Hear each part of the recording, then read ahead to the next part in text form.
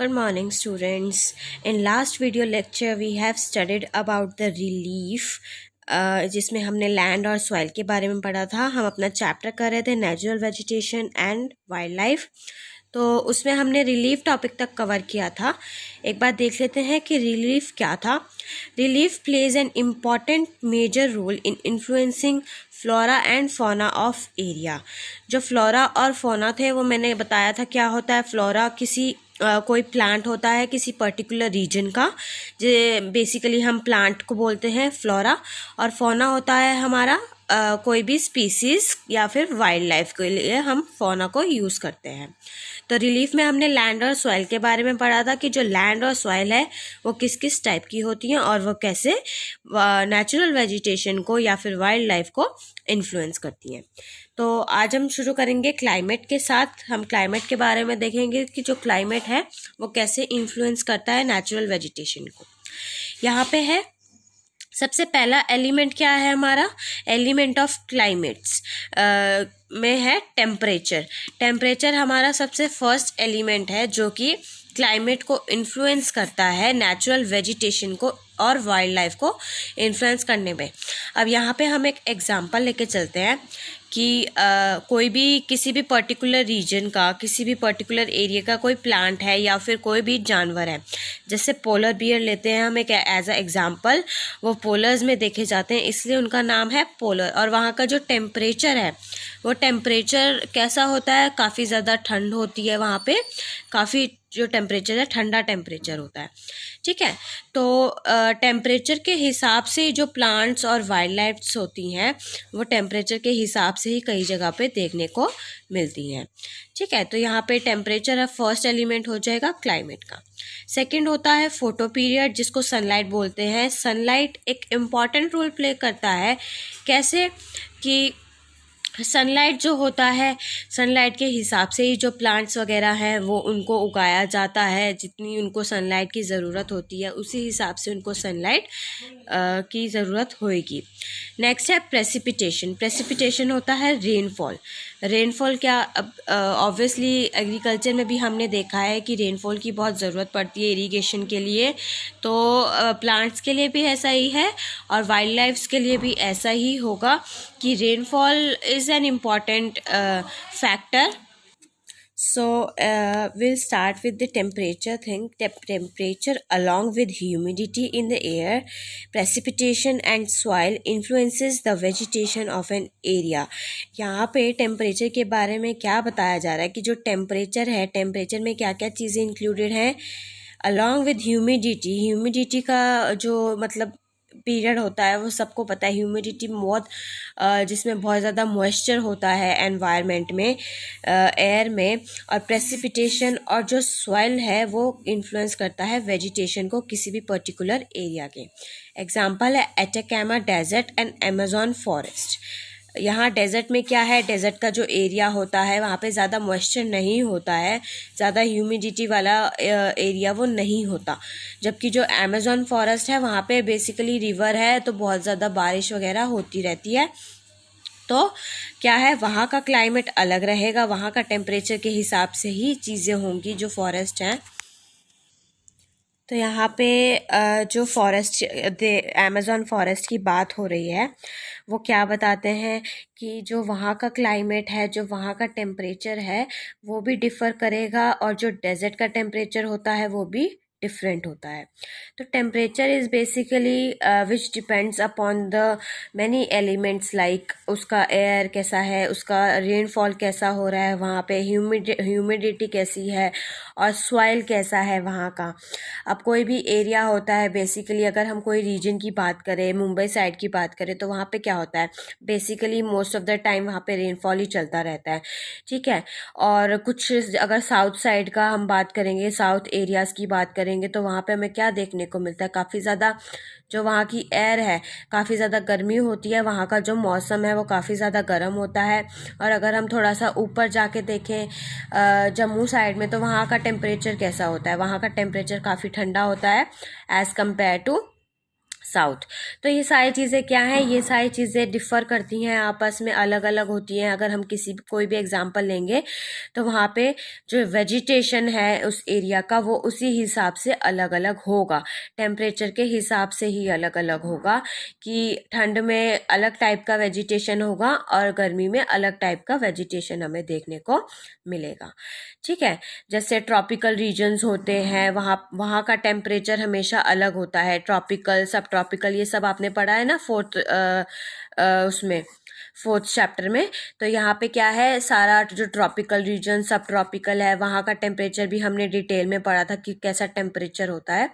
तो वो सारे टेम्परेचर हमें बताएंगे वहाँ के वेजिटेशन और वाइल्ड लाइफ के बारे में। ऐसा नहीं है कि खाली प्लांट्स जो हैं वही टेम्परेचर से रिलेटेड, टेम्परेचर से इन्फ्लुएंस होंगे, नो, यहाँ पे वाइल्ड लाइफ की भी बात हो रही है इक्वली। तो यहाँ पे वाइल्ड लाइफ जो है वो भी टेम्परेचर के हिसाब से ही हमें अलग अलग स्पीसीज देखने को मिलेंगी। जैसे मैंने अभी पोलर बियर का एग्जाम्पल दिया था कि जो पोलर बियर है वो ठंडी जगहों पर ही देखने को मिलता है, पोलर एरियाज में ही देखने को मिलते हैं। ठीक है, अगर कोई और स्पीसीज है जिसको हम खाली गर्म जगहों पे ही हम देखेंगे उसको, या फिर कोई और रीजन है वो खाली वहीं देखने को मिलते हैं, तो क्यों होता है ऐसा खाली सिर्फ टेम्परेचर की वजह से ही होता है। कुछ चीज़ें टेम्परेचर के हिसाब से ही हमें देखने को मिलती हैं।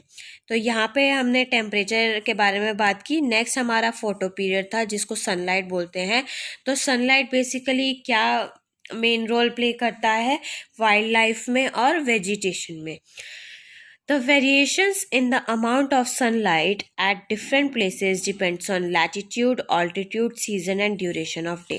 अब जो वेरिएशन है सनलाइट का अमाउंट है, अब जैसे ठंड का मौसम होता है, ठंड के मौसम में क्या होता है, जो सनलाइट होती है वो कम होती है, और गर्मी के टाइम में क्या होता है, सनलाइट ज़्यादा होती है, बहुत ज़्यादा अमाउंट में होती है, और ठंड के मौसम में क्या होता है, वो कम हो जाती है। तो वो क्या होता है, जैसे अर्थ के बारे में हमने पढ़ा था, वो जैसे रोटेट होता रहता है, तो सनलाइट जितनी जिस पे पड़ेगी जिस टाइम पे, उसी टाइम पे क्या होगा, सन का अमाउंट हमारे तक या किसी भी वेजिटेशन वाइल्ड लाइफ तक पहुंचेगा। सबसे पहले तो लैटिट्यूड है। लैटिट्यूड कैसा रहेगा उस टाइम सनलाइट का, ऑल्टीट्यूड कैसा रहेगा, क्या सीज़न चल रहा है, जहाँ हम सीज़न की बात कर रहे हैं, विंटर्स की बात कर रहे हैं, समर्स की बात कर रहे हैं। समर्स में हमें ज़्यादा अमाउंट ऑफ सनलाइट प्रोवाइड होता है और विंटर्स में हमें थोड़ा कम अमाउंट ऑफ सनलाइट प्रोवाइड होता है। बेसिकली अकॉर्डिंग टू सीज़न भी ये बहुत ज़्यादा इन्फ्लुएंस करता है। इसके बाद ड्यूरेशन ऑफ डे। अब जैसे समर्स में क्या होता है, डे का ड्यूरेशन काफ़ी लॉन्ग हो जाता है, और विंटर्स में क्या होता है, जो डे का ड्यूरेशन होता है वो काफ़ी कम हो जाता है, इंस्टेड की नाइट का ड्यूरेशन थोड़ा ज़्यादा देखने को मिलता है। तो ड्यूरेशन ऑफ डे भी है जो सबसे ज़्यादा डिपेंड करता है प्लेसेस के हिसाब से कि सनलाइट कितनी रहेगी। अब हमें नाइट में तो सनलाइट देखने को नहीं मिलती, तो ये भी किससे इन्फ्लुएंस होता है, तो ये भी इन्फ्लुएंस होता है, डिपेंड करता है सनलाइट पे, कि अर्थ जिस तरीके से रोटेट होगा, जिस हिसाब से वो रोटेट हो रहा है, उसका लैटिट्यूड कहाँ है, उसका ऑल्टीट्यूड कहाँ पर आ रहा है। तो ये सारी चीज़ें भी किससे इन्फ्लुएंस कर रही हैं, हमारा वेरिएशन ऑफ अमाउंट हमें बता रहा है सनलाइट का, कि कितना अमाउंट ऑफ सनलाइट प्रोवाइड होगा। The parts receiving longer duration of sunlight have dense vegetation. जो सनलाइट ड्यूरेशन ज़्यादा मिल रही है, जिन पार्ट्स को ज़्यादा ड्यूरेशन ऑफ सनलाइट मिल रही है, उनका जो वेजिटेशन है वो काफ़ी ज़्यादा डेंस होगा, मतलब काफ़ी ज़्यादा अमाउंट में होगा। मतलब जिन रीजन्स में ज़्यादा सनलाइट प्रोवाइड होती है, जिन जगहों पे, जिन एरियाज़ में ज़्यादा अमाउंट ऑफ सनलाइट देखने को मिलेगा, वहाँ का वेजिटेशन क्या होगा, डेंस होगा, काफ़ी ज़्यादा अमाउंट में, हैवी अमाउंट में वेजिटेशन होगा। नेचुरल वेजिटेशन की बात हो रही है, मतलब प्लांट्स वगैरह की बात हो रही है, तो ज़्यादा अमाउंट में वहाँ पे वेजिटेशन देखने को मिलेगा। तो ये था सनलाइट का, कि सनलाइट भी काफ़ी ज़्यादा इम्पॉर्टेंट होती है, कि जितना ज़्यादा सनलाइट उतना ही ज़्यादा डेंस वेजिटेशन देखने को हमें मिलेगा। और ये सारी चीज़ें होती हैं latitude, altitude, season and duration of day, जो कि डिपेंड करता है किस पे, सनलाइट पे। नेक्स्ट आता है आपका एलिमेंट प्रेसिपिटेशन। प्रेसिपिटेशन मैंने आपको बताया क्या होता है, रेनफॉल। रेनफॉल होता है areas of heavy rainfall have more dense vegetations. क्या है, जहाँ पे ज़्यादा हैवी रेनफॉल होता है वहाँ का वेजिटेशन काफ़ी ज़्यादा डेंस होता है, मतलब बहुत ज़्यादा अमाउंट में वहाँ का वेजिटेशन देखने को मिलता है हमें। ठीक है, अब कुछ इम्पॉर्टेंस है फॉरेस्ट की कि जो डेंस वेजिटेशन है वो कहाँ देखने को मिलता है, फॉरेस्ट में देखने को मिलता है। सबसे ज़्यादा पेड़ पौधे कहाँ होते हैं, फॉरेस्ट में, जंगलों में ही होते हैं ना। तो डेंस वेजिटेशन होता है फॉरेस्ट से रिलेटेड, तो यहाँ पे हम फॉरेस्ट की इम्पोर्टेंस पढ़ेंगे। मॉडिफाई लोकल क्लाइमेट, अब जहाँ पे ज़्यादा पेड़ पौधे होते हैं सबको पता है वहाँ का क्लाइमेट कंपैरेटिवली बेटर होता है। अब जो डेजर्ट होता है वहाँ पे कितनी गर्मी, कितनी ह्यूमिडिटी होती है, किस वजह से, क्योंकि आसपास कोई भी पेड़ पौधा या कोई भी जंगल हमें देखने को नहीं मिलता। तो यहाँ पे क्या है, जो लोकल क्लाइमेट होता है उसको मॉडिफाई करने में हेल्प करता है फॉरेस्ट। कंट्रोल सॉइल इरोजन, अब जो भी आसपास की मिट्टी होती है वो मिट्टी को क्या करता है, अपने में दबा के रखता है, और वो मिट्टी आगे क्या हेल्प करती है, आगे उस मिट्टी में पानी वगैरह सब होता है, जो ग्राउंड वाटर वगैरह होता है। अब रेनफॉल भी आती है तो रेनफॉल क्या करती है, उस मिट्टी को बहा के ले जाती है किसी भी पेड़ पौधे के पास जो भी मिट्टी होती है। लेकिन जो फॉरेस्ट की बात करते हैं, फॉरेस्ट में क्या होता है, उस मिट्टी को अपने में दबा के रखती है और वो उसको क्या प्रोवाइड करती है, अच्छा वॉल्यूम प्रोवाइड करती रहती है उन फॉरेस्ट में। रेगुलेट स्ट्रीम फ्लो, एक फ्लो प्रोवाइड करता रहता है फॉरेस्ट की, क्लाइमेट चेंज होता रहता है या फिर उसको रेगुलेट, स्ट्रीम को रेगुलेट करने में भी हेल्प करता है। Support a variety of industries, जो इंडस्ट्रीज़ है उनको तो काफ़ी ज़्यादा सपोर्ट करता है फॉरेस्ट। उनको अगर किसी भी चीज़ की ज़रूरत पड़ती है, क्या करते हैं कि कुछ भी नया बनाना होता है तो वो क्या करते हैं, जंगलों को काट देते हैं, पेड़ों को काटना शुरू कर देते हैं।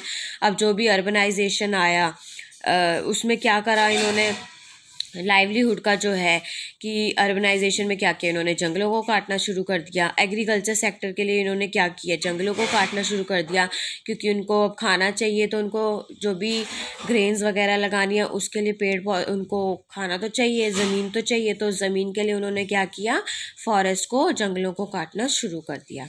Provide humus to the soil and shelter to wild life, जो भी जानवर वगैरह हैं, अब वो ऐसा तो नहीं है कि हमारे घरों में आके रहने लग जाएंगे। जो भी फॉरेस्ट में हमने देखे होंगे काफ़ी ज़्यादा जानवर होते हैं, तो बेसिकली जो जंगल होता है वो जानवरों का घर कहा जाता है, क्योंकि मोस्टली जितने भी वाइल्ड लाइफ, जितने भी एनिमल्स देखने को मिलते हैं वो फॉरेस्ट में ही देखने को मिलते हैं, उनका शेल्टर कहा जाता है फॉरेस्ट को। ठीक है, इसके बाद है forest plays a very important role but India's natural vegetation have undergo many changes due to several factors. जो फॉरेस्ट है काफ़ी इंपॉर्टेंट रोल प्ले किया उसने इंडिया के नेचुरल वेजिटेशन में, लेकिन इसकी वजह से काफ़ी ज़्यादा जो फैक्टर्स थे, काफ़ी ज़्यादा जो चेंजेस देखने को मिले। सबसे पहला तो growing demand of cultivated land, अभी जो मैंने बताया कि एग्रीकल्चर सेक्टर के लिए लैंड की ज़रूरत होती है, हमें ग्रेन्स वगैरह कल्टीवेट करनी होती है तो उसके लिए ज़मीन की ज़रूरत होगी ना, तो ज़मीन कहाँ से लेके आएंगे, जंगलों को काटेंगे, पेड़ पौधे काटने शुरू कर देंगे और वो जो ज़मीन होगी उस पर हम क्या करने लग जाएंगे, अपने जो फूड ग्रेन्स हैं उसको उगाना शुरू कर देंगे।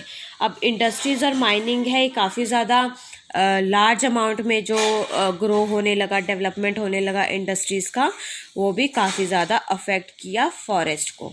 And urbanisation and over grazing of pastures, जो भी घर वगैरह बने, अब जितने भी ये अर्बनाइजेशन एरियाज़ वगैरह हैं, ये क्या था, पहले यहाँ पे जंगल वगैरह होते थे, अब इनको काट के क्या किया, लोगों ने अपना घर बनाना शुरू कर दिया। इसके बाद है चेंजेस इन द वेजिटेशन। अब जो वेजिटेशन है उसमें क्या क्या चेंजेस देखने को मिले। The vegetation covers of India in large part is no more natural in real sense. It has been modified, replaced and degraded. जो फर्स्ट लेक्चर में हमने बात की थी नेचुरल वेजिटेशन की, एक नेचुरल वेजिटेशन की बात की थी, जहाँ पे हमने ये पढ़ा था कि नेचुरल वेजिटेशन में क्या होता है, वो खुद से ही ग्रो करती हैं, अनटच्ड होती हैं, खुद से ही सॉइल, रेनफॉल सब उनको प्रोवाइड होता है और उसको हम ग्रो नहीं करते हैं, वो खुद से ही ग्रो करती हैं। लेकिन अब यहाँ पे क्या बता रहे हैं कि वेजिटेशन में ना काफ़ी ज़्यादा चेंज आ गया है, रियल सेंस में नेचुरल जैसा कुछ भी नहीं है, और जो वेजिटेशन है आज के टाइम में वो काफ़ी ज़्यादा मॉडिफाइड है, उनमें काफ़ी काफ़ी चीज़ें जो हैं यूज़ की जाती हैं उनको ग्रो करने के लिए, और अपने हिसाब से, अपने यूजेस के हिसाब से वेजिटेशन को उगाया जाता है। उसको रिप्लेस कर दिया गया है, पहले कुछ और होता था और अब रिप्लेस करके वेजिटेशन को जो है लगाना शुरू कर दिया और डिग्रेड करना शुरू कर दिया बहुत ज़्यादा अमाउंट में। ठीक है, तो यहाँ पे डिग्रेड का मतलब अभी जो हमने ऊपर पढ़ा कि इन चीज़ों की वजह से हमने फॉरेस्ट को काटा और पेड़ पौधे काटने शुरू कर दिए, तो यहाँ पे वही चीज़ है, डिग्रेड किया। Except some inaccessible regions like the Himalayas, hilly region of central India and मरुस्थली। अब क्या है, इसकी इन्होंने बताया कि जो ये रिप्लेस मॉडिफिकेशन हो रहा है, यहाँ पे कुछ एरियाज़ ऐसे हैं जहाँ पे अभी भी हमें अगर रियल सेंस में वेजिटेशन, नेचुरल वेजिटेशन की बात करें तो कहाँ कहाँ है, हिमालयाज़, हिली रीजन्स और सेंट्रल इंडिया के कुछ एरियाज़। मरुस्थली क्या होता है, इसको हम अपनी हिंदी लैंग्वेज में डेजर्ट को बोलते हैं मरुस्थली। ठीक है, मरुस्थली एक डेजर्ट ही वे में बोल सकते हैं हम इसको। ओके, तो ये कुछ रीजन्स हैं जहाँ पे अगर हम नेचुरल वेजिटेशन की बात करें तो हम नेचुरल वेजिटेशन हमें देखने को मिल सकता है। तो ये आपका क्लाइमेट और रिलीफ वाला टॉपिक था। नेक्स्ट वीडियो लेक्चर में हम इकोसिस्टम के साथ स्टार्ट करेंगे and will study about the ecosystem. Okay, thank you.